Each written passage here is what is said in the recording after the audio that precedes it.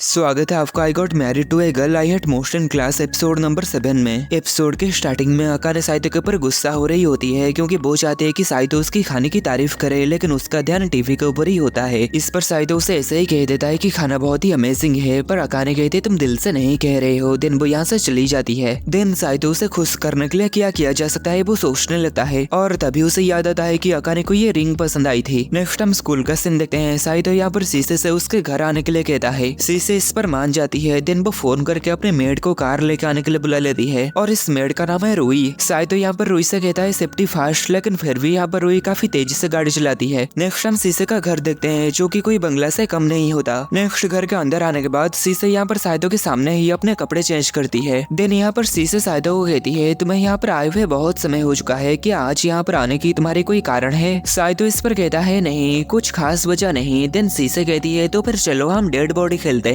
Saito इस पर कहता है नहीं, इसके अलावा और कुछ भी। शीशे कहती है तो फिर वैम्पायर खेलते हैं। ऐसा कहकर वो साइतो के गले में बाइट करती है। तो फिर यहाँ पर शीशे की मॉम आ जाती है, यानी साइतो की आंटी, और वो इन दोनों को देखकर कहती है आखिर तुम दोनों यहाँ पर क्या कर रहे हो? पर हम देखते हैं वो खुद ही साइतो को प्यार करने लगती है और कहती है जब तुम दोनों एक साथ समय बिता रहे हो तो मुझे बाहर अकेला छोड़ना सही नहीं है। दिन आगे वो साइतो से आज रात डिनर करके जाने के लिए कहती है, पर साइतो उन्हें मना करते हुए कहता है मुझे यकीन है कि अकाने ने मेरे लिए डिनर बना के रखी होगी। इस पर उसकी आंटी अपनी मुंह फुला लेती है और कहती है तुम तो ऐसे बात कर रहे हो जैसे कि तुम सच में एक शादीशुदा कपल हो। आगे साइतो उनसे कहता है वैसे मुझे आपसे कुछ पूछना था। उसकी आंटी कहती है तो क्या आखिरकार तुम हमारे दामाद बनने के लिए तैयार हो? साइतो कहता है नहीं, असल में मुझे एक पार्ट टाइम जॉब चाहिए, मुझे लगता है मैं आपकी कंपनी में मदद कर सकता हूँ। इस पर उसकी आंटी कहती है अगर तुम्हें पैसों की जरूरत है तो फिर तुम अपने दादाजी से क्यों नहीं मांग लेते? साइतो कहता है नहीं, मैं उनके और एक एहसान के नीचे नहीं दबना चाहता और मैं खुद भी पैसा कमाना चाहता हूँ। आंटी कहती है आखिर तुम्हें पैसे की क्या जरूरत है? साइतो कहता है मुझे किसी के लिए गिफ्ट खरीदना है और शीशे इस पर दुखी हो जाती है कि साइतो का यहाँ पर आने का मेन कारण उसके साथ खेलना नहीं है बल्कि एक लड़की के लिए गिफ्ट खरीदना है। साइतो कहता है नहीं नहीं, तुम्हारे साथ खेलना ही मेन कारण था। आगे उसकी आंटी कहती है भले ही तुम एक पार्ट टाइम जॉब ही क्यों ना करो, पर तुम्हें होजो फैमिली के मालिक की तरह बिहेव करना चाहिए और ऐसे ही किसी नॉर्मल पर्सन से शादी नहीं करना चाहिए। साइतो कहता है तो क्या आप मेरी शादी के खिलाफ है? उसकी आंटी कहती है हाँ, क्योंकि उसकी आंटी चाहती थी कि शीशे उससे शादी करे। देन आगे साइतो की आंटी साइतो को क्या काम करना है बताती है। उनके लोकलाइजेशन डिपार्टमेंट में एक सॉफ्टवेयर ट्रांसलेटर की जरूरत होती है, इसलिए आंटी उससे कहती है तो क्या तुम इसे करने के लिए इसे 3 दिन में मास्टर कर सकते हो? पर साइतो कहता है बस एक रात। नेक्स्ट हम रात में देखते हैं साइतो यहाँ पर बहुत सारी किताबें लाके इस लैंग्वेज को मास्टर करने लगता है। तभी अकाने यहाँ पर आकर ये देखकर हैरान होती है कि साइतो यहाँ पर पढ़ाई कर रहा है। साइतो कहता है मैं तो बस एक लैंग्वेज को सीखने की कोशिश कर रहा हूँ। अकाने ये देखकर हैरान होती है कि वो इस किताब को बहुत ही तेजी से याद रख रहा होता है और वो कहती है काश मेरा दिमाग भी तुम्हारी तरह होता। नेक्स्ट आगे अकाने इस किताब को देखकर कहती है आखिर ये कौन सा लैंग्वेज का किताब है? साइतो कहता है तुम चिंता मत करो, तुम्हारा इसमें कोई भी लेना देना नहीं है। अकाने इस पर गुस्सा हो जाती है और कहती है तुम्हारा ये एटीट्यूड मुझे पसंद नहीं है। नेक्स्ट अगले दिन स्कूल में ये दोनों देखते हैं कि साइतो फिर से शीशे के साथ घर जा रहा है। नेक्स्ट हम देखते हैं साइतो यहाँ पर काम करते हुए शीशे उसके ऊपर बैठ के उसे परेशान कर रही होती है क्योंकि साइतो शादी के बाद से ही शीशे के लिए थोड़ा सा भी समय नहीं दे पा रहा था। लेकिन साइतो को अकाने के लिए इतनी ज्यादा मेहनत करते हुए देखकर शीशे चाहती है साइतो उसके लिए भी कुछ करे, इसलिए साइतो पहले की तरह उसे सुलाता है। नेक्स्ट रात में साइतो जब घर आता है तो अकाने उससे कहती है तुम फिर से आज लेट हो। साइतो कहता है तुम्हारा इससे कोई लेना देना नहीं। देन वो आगे जाने लगता है और अकाने को यहाँ पर साइतो से एक लड़की ही स्मेल आती है। नेक्स्ट हम देखते हैं अकाने अपने दादी से कह रही होती है साइतो आजकल कुछ ज्यादा ही देर से घर आता है और मेरी बनाई हुई खाना भी नहीं खाता। उसकी दादी कहती है साइतो बहुत ही हैंडसम है, तो ऐसी कोई और लड़की तो नहीं है जो उसे पसंद करती हो? अकाने कहती है हाँ, एक लड़की है जो कि साइतो को पसंद करती है, पर अगर साइतो उसके पास होता तो वो लड़की मुझे पहले ही बता चुकी होती। उसकी दादी उससे कहती है क्या तुम साइतो को लेके परेशान हो? अकाने कहती है नहीं, ऐसा नहीं है। उसकी दादी उससे कहती है तुम्हें अपनी दिल की बातों को छुपाना नहीं चाहिए। जब मैं तुम्हारी एज की थी मैं भी तुम्हारी तरह ही थी और दादाजी के एक बार मुझसे डेट के लिए पूछने के बाद भी मैं उन्हें जवाब नहीं दे पाई थी, इसलिए मैं तुमसे कह रहा हूँ कि तुम कभी भी अपने आप से झूठ मत बोलो। नेक्स्ट अगले दिन हिमारी यहाँ पर अकाने को गले से लगा के कहती है साइतो ने मुझे फिर से ठुकरा दिया। तो फिर यहाँ पर उनके बगल से शीशे जाती है। उसकी खुशबू को सुन के अकाने सोचती है ये तो वही सेंट है जो कि उस दिन साइतो से आ रही थी। दिन आगे वो समझ जाती है कि साइतो हर दिन कहाँ जाता है। नेक्स्ट हम रात में देखते हैं अकाने साइतो के लिए डिनर बनाई हुई थी, लेकिन साइतो अभी तक नहीं आया हुआ होता। अकाने खुद से कहने लगती है कि चाहे वो कहीं भी जाए मुझे इससे क्या, लेकिन तभी उसे अपनी दादाजी की बात याद आ जाती है जब दादाजी ने उससे कही थी कि कभी भी खुद से झूठ मत बोलना।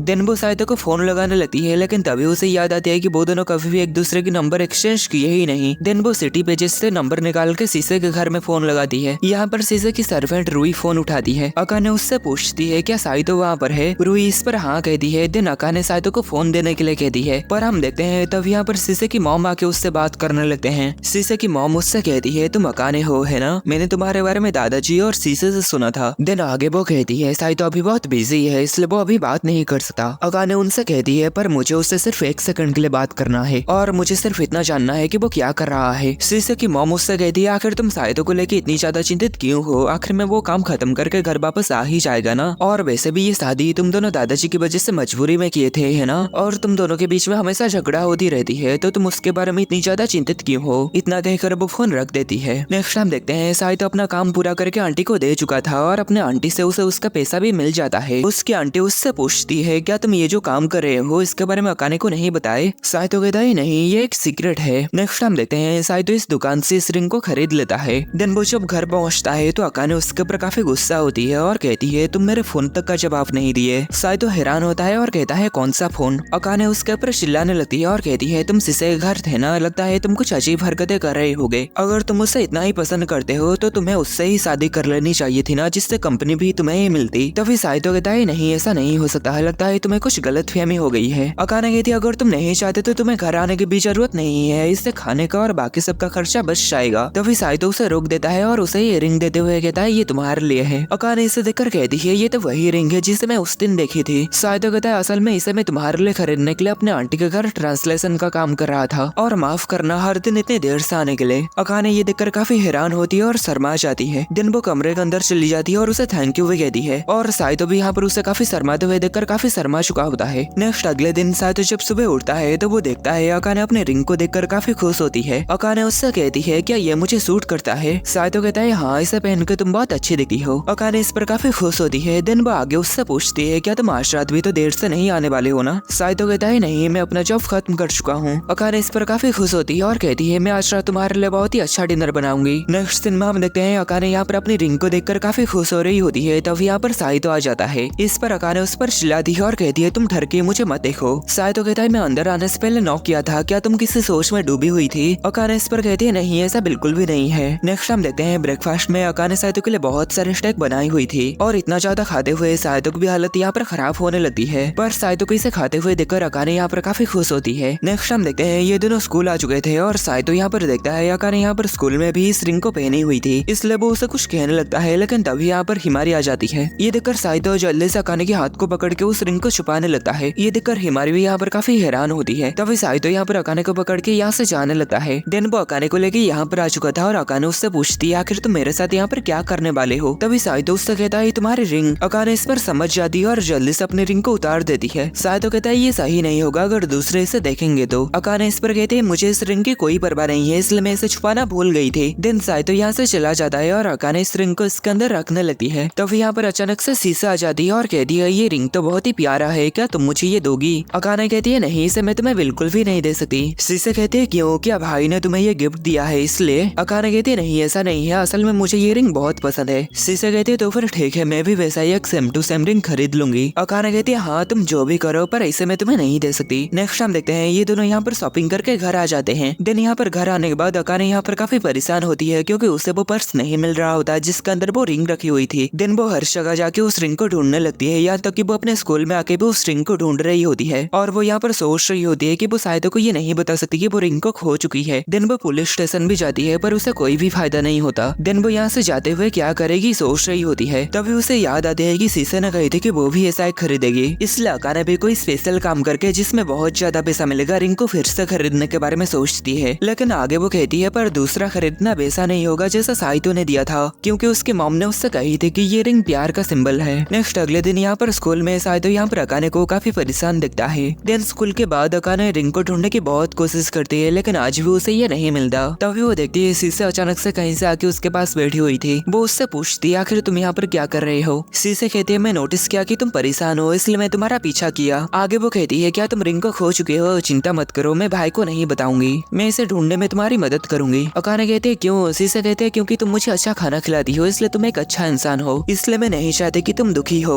ये सुनकर अकाने काफी हैरान होती है। शीशे आगे कहती है और इसका अलावा अगर रिंग नहीं मिलेगा तो भाई का घर जंग का मैदान बन जाएगा, मैं नहीं चाहती कि भाई परेशान हो। अकाने कहती है तुम सच में साइतो को पसंद करते हो है ना। सीसे इस पर कहती है हाँ मैं भाई से बहुत प्यार करती हूँ। अकाने ये सुनकर काफी हैरान होती है। नेक्स्ट हम देखते हैं ये दोनों ही मिलकर रिंग को ढूंढने लगते हैं, पर आखिर में इन दोनों को ही रिंग नहीं मिलता। सीसे कहती है तुम भाई को मदद के लिए क्यों नहीं कहती, मुझे यकीन है वो इसे बहुत ही आसानी से ढूंढ लेगा। अकाने कहती है नहीं मैं ऐसा नहीं कर सकती। नेक्स्ट हम देखते हैं साइतो यहाँ पर घर में अकाने के साथ डिनर करने के लिए उसकी इंतजार कर रहा होता है। तभी उसे अंदर आने की किसी की आवाज आती है। वो बाहर आके कहता है तुम हर रात इतनी देर बाहर क्यों रहती हो। पर हम देखते हैं यहाँ सीसे आई हुई थी और वो कहती है आखिर तुम किसकी इंतजार कर रहे थे। और वो कहती है अकाने अभी घर वापस नहीं आने वाली है। साइतो कहता है क्या तुम्हें पता है वो कहाँ है। सीसे कहती है नहीं। और सीसे यहाँ पर इसलिए आ गई थी क्योंकि उसे अकाने के हाथ की बनाई हुई सी फूड से बनी करी खानी है। जब वो अकाने के साथ ही उसे अकाने से सी फूड से बनाई गई करी की स्मेल आई थी, इसलिए वो यहाँ पर इसे खाने के लिए आ गई थी। साइतो ये जानकर कहता है तो तुम्हें पता है वो कहाँ है। पर सीसे उसे ये बताने से मना कर देती है, जिससे साइतो समझ जाता है कि अकाने ने ही उसे ये कहने से मना करी होगी। आगे सीसे उससे कहती है अगर तुम्हें जानना है कि वो कहाँ है तो तुम्हें ये खुद पता लगाना होगा। साइतो कहता है अगर मैं ऐसा किया तो वो मुझ पर गुस्सा होगी। सीसे कहते नहीं वो गुस्सा नहीं होगी, वो अभी बहुत बेचैन है और डरी हुई है। साइतो ये जानकर काफी हैरान होता है। दिन अगले दिन स्कूल से लौटते समय वो अकाने के पीछा करता है। दिन आगे वो देखता है अकाने कई जगह जाके कुछ ढूंढ रही होती है और तभी वो देखता है अकाने के पास उसकी रिंग नहीं है। नेक्स्ट अकाने यहाँ पर आके दुखी होकर बैठ जाती है और कहती है आखिर मैं उसे क्यों नहीं ढूंढ पा रही हूँ। तभी साइतो उसके पास आकर कहता है इसे ढूंढने के लिए इतनी मेहनत करने के लिए शुक्रिया, पर कोई बात नहीं चलो घर चलते हैं। पर अकाने कहती नहीं मुझे इसे ढूंढना ही होगा। साइतो कहता है चिंता मत करो हम कभी भी इसे फिर से खरीद सकते हैं। पर अकाने कहते नहीं ऐसी बात नहीं है, ये कोई ऐसी चीज नहीं है जिसे मैं वापस खरीद सकूं। साइतो कहता है क्यों।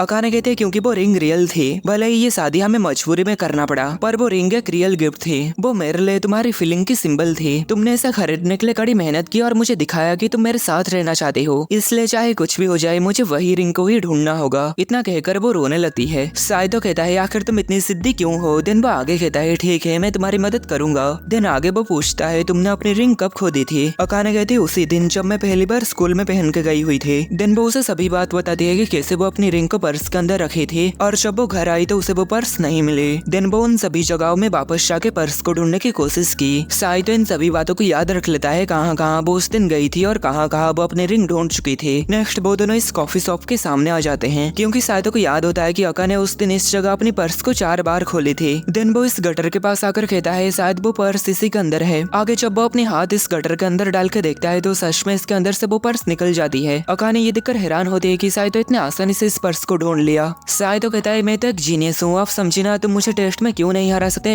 आगे अका ने काफी ज्यादा खुश हो जाती है और उसे गले से लगा के उसे बार बार थैंक यू कहती रहती है। दिन आगे साइतो उसे ये रिंग पहना देता है और कहता है वापस से इसे मत खोना। अका ने इस पर काफी खुश होती है और कहती है मैं कसम खाती हूँ कि मैं ऐसा नहीं करूंगी। दिन ये दोनों घर वापस आते समय अका ने उससे कह रही होती है खैर वैसे क्या तुम हर एक उंगली के पीछे का मतलब जानते हो। साइतो कहता है क्या कहा, हर एक उंगली के पीछे का मतलब। अका ने कहती है एंगेजमेंट और मैरिज की रिंग बाईं हाथ की रिंग फिंगर में पहनी जाती है। इसका मतलब गहरा प्यार और रिलेशनशिप को माना जाता है। रिंग खोने से पहले मैं इसे अपने दाहिने हाथ में पहनती थी लेकिन तुमने इसे मेरे बाएं हाथ में पहना दिए, क्या तुम्हारा मतलब वैसा ही कुछ था। साइतो इस पर काफी शर्मा जाता है और कहता है तो फिर चलो मैं ये तुम्हारे दूसरा हाथ की उंगली में पहना देता हूँ जिससे कोई भी गलतफहमी नहीं होगी। पर अका ने कहते हैं मुझे मत छुओ ठरकी और आगे कहती है कोई बात नहीं मैं आज से ऐसा ही पहनूंगी। नेक्स्ट एपिसोड खत्म होते होते हम यहाँ पर एक लड़की को देखते हैं जो कि अभी अभी जापान में आई हुई थी और यहीं पर ये एपिसोड खत्म होता है।